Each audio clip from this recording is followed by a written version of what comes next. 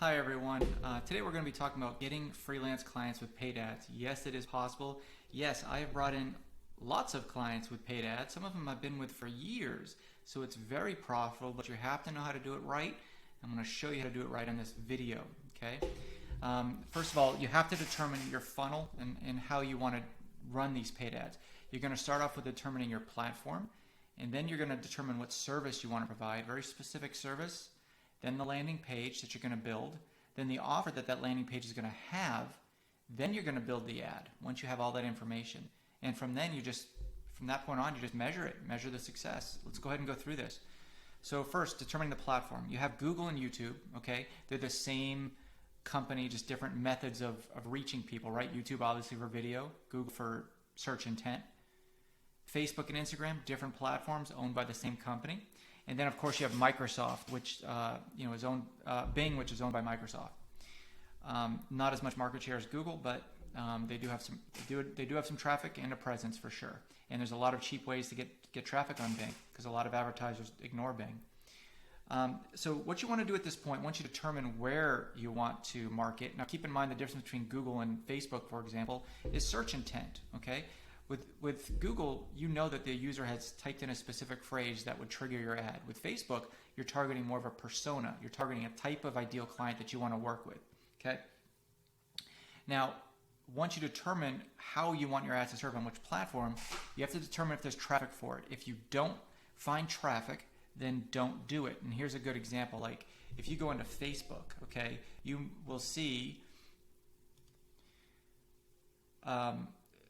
some targeting you could do for the location. The location's always going to be there. That's fine. The age is always going to be there. That's fine. You have the ability to do gender, age, location without issue.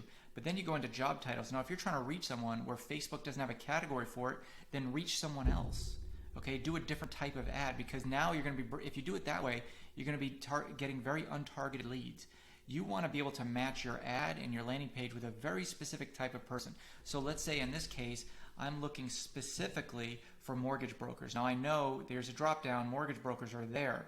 Now I have confidence that I can finish up the rest of my funnel. Okay. Now what you have to do is determine what you want to sell. So here's good examples and bad examples. Don't just run ads that say I'm a graphic designer. Okay, that's boring and too generic.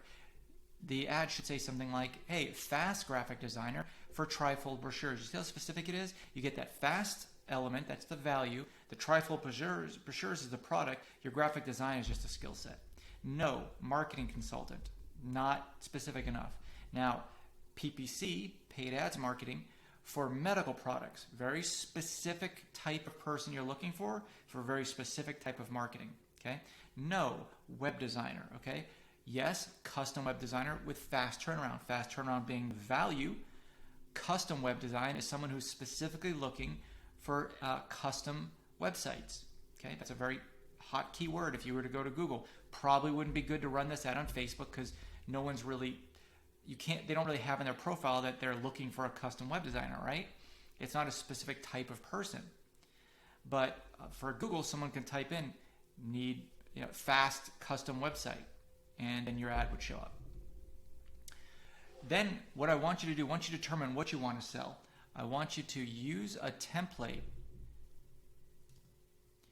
Okay, there are tons out there. Don't create a landing page from scratch. There are thousands of templates online covering thousands or hundreds of different platforms like ClickFunnels and WordPress and GoDaddy sites and Wix. Just your landing page has to be good. That is the foundation.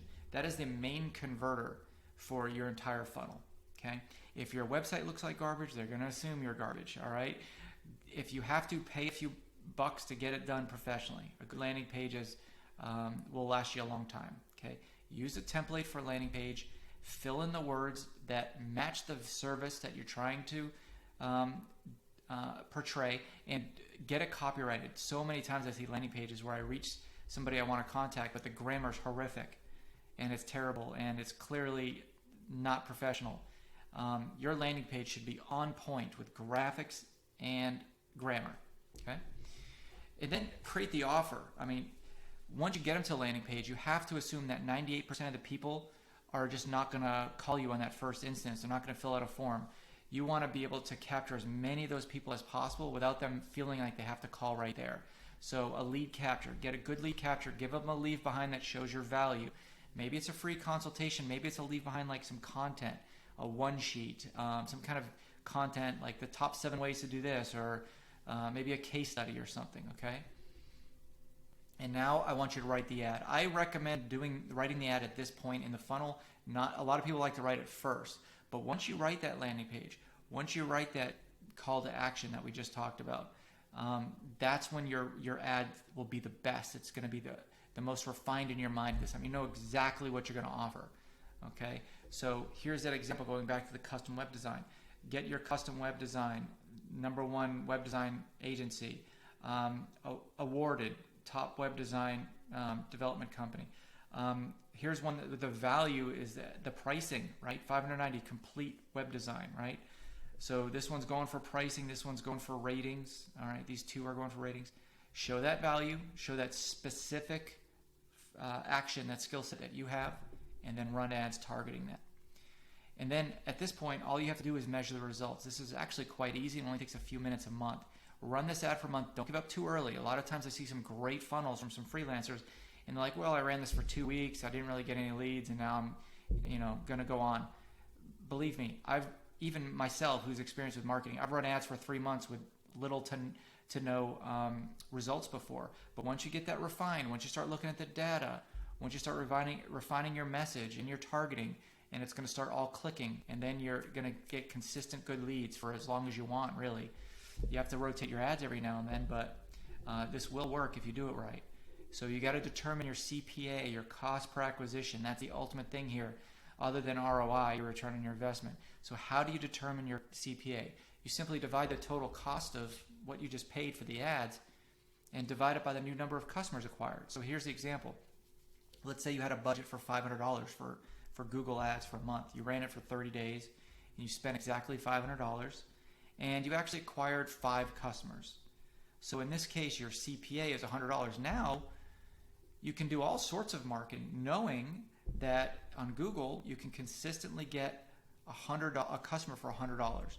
Would you pay for a customer for $100 if every customer brings in $600 or $2,000 or $5,000? Yeah, I think in that case it would be a good deal, right?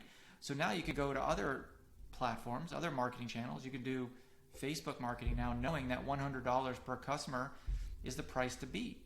All right, so or you continue running the Google ads in this example. All right, so that's how you set up a nice paid ads funnel for a freelancer without spending a ton of money. You just got to be really good with the messaging, very good with the design, and have a nice offer. All right, good luck.